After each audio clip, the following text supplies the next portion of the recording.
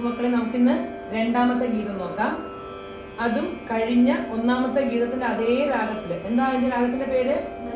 മലഹരി രാഗത്തില് അതേ താളത്തിൽ തന്നെയാണ്. എന്താ താളം? രൂപതാളം. അത് വിഘ്നേശ്വര ഗീതമാണെങ്കിൽ, അത് ഗണപതിയുടെ ഗീതമാണെങ്കിൽ, ഇത് ഏതാണ്? ശിവന്റെ ആണ് കേട്ടോ. അപ്പൊ നമുക്ക് രണ്ടാമത്തെ ഗീതത്തിലേക്ക് അതേ താളം, അതേ രാഗം. ഓക്കെ അല്ലേ? അപ്പൊ ഔഡവ ഷാഡവ രാഗ ഉദാഹരണം നമ്മൾ ഏതാ പഠിച്ചത്? മലഹരി. ഓക്കെ അല്ലേ? ഇപ്പൊ എല്ലാം ക്ലിയർ അല്ലേ? ശരി, നമുക്ക് ആരോടാണോ ഒന്നുകൂടെ നോക്കാം. സരി മ പ ധ സ, സരി മ പ ധ സ. ആരോ ഒരു രീ വലുത് സരി എന്ന് പാടി അങ്ങനെ പാടാൻ പാടില്ല. സ രീ ചെറിയ രീ ആണ്. സോ മാക്സിമം സോഫ്റ്റ് ആയിട്ട് പിടിക്കാം, പ്ലെയിൻ ആയിട്ട് പിടിക്കാൻ നോക്കാം. സരി മ പ ധ സ, സരി മ പ ധ സ. സ ധ പ മ ഗ രി സ, സ ധ പ മ ഗ രി സ. എന്നെ എത്ര നോക്കി നേരെ നോക്കിയിരിക്കൂ. ധ പ മ ഗ രി സ, ധ പ മ ഗ രി സ. രി മ പ ധ മ പ, രി മ പ ധ മ പ. ഗ രി സ ധ പ, ഗ രി സ ധ പ.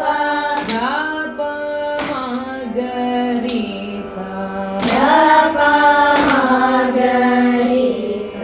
സ രി രി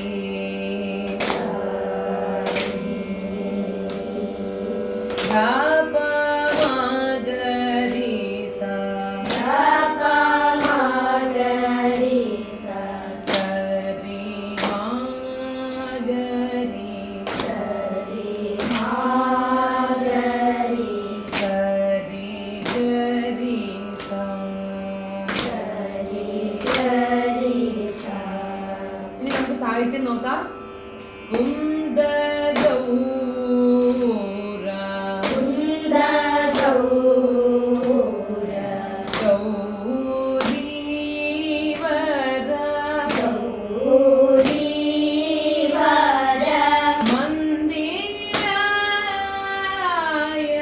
മന്ദിരായ മാനമകുട, മാനമകുട. മന്ദര,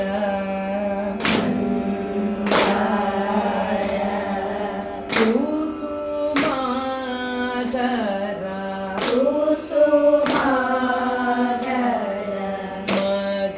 മകരന്ദം മകരന്ദം വസിതുവ. വാസിതുവ. നമ്മൾ ആദ്യം പാടിയ സ്വരം പോലെ ഓരോ പീസ് സ്വരത്തിനും അനുസരിച്ച് വേണം സാഹിത്യവും വരാൻ. ഞാൻ എക്സാമ്പിൾ രണ്ടുപേർക്ക് കാണിച്ചു തരാം. അങ്ങനെ വേണം നമ്മൾ ഇതിനെ ഫോളോ ചെയ്ത് പഠിച്ചു പോകാനായിട്ട്. എല്ലാ ഫുൾ ഗീതവും നമുക്ക് ഇതിൽ കാണിക്കാൻ പറ്റില്ല. സോ ആദ്യത്തെ ഒരു രണ്ടുപേരും ഞാൻ കാണിച്ചു തരാം. ധ പ മ ഗ രി സ, ധ പ മ ഗ രി സ.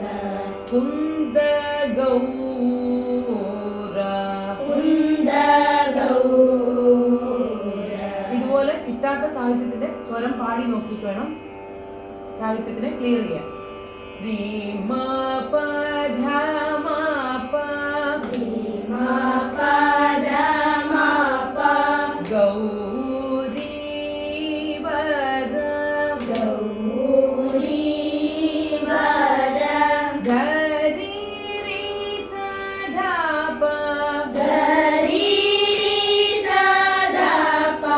മന്ദിരായ മന്ദിരായ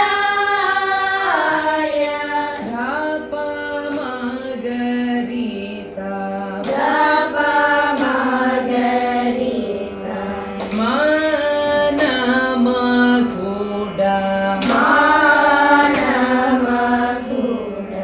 സ രി രി. സ രി രി. സാ സായിക്ക് അവിടെ നമുക്കൊന്നുമില്ല, പ്ലെയിൻ ആയിരിക്കണം. സാ രീ രീ സാ രീ മന്ദ ര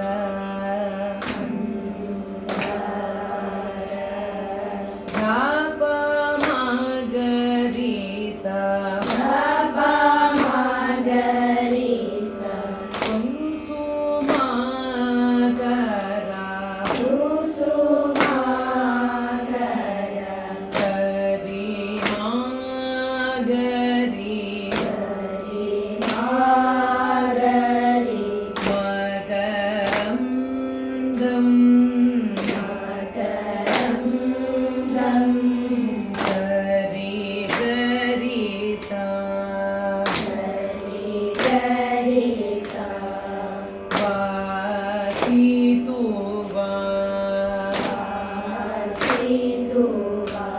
ക്ലിയർ ആയോ?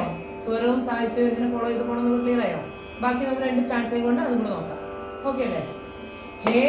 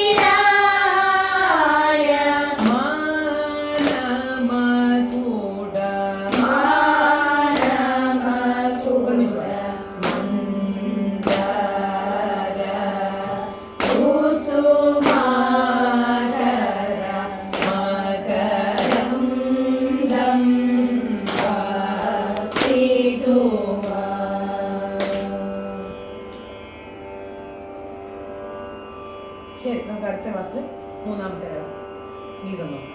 ഓക്കെ അല്ലേ? ശരി.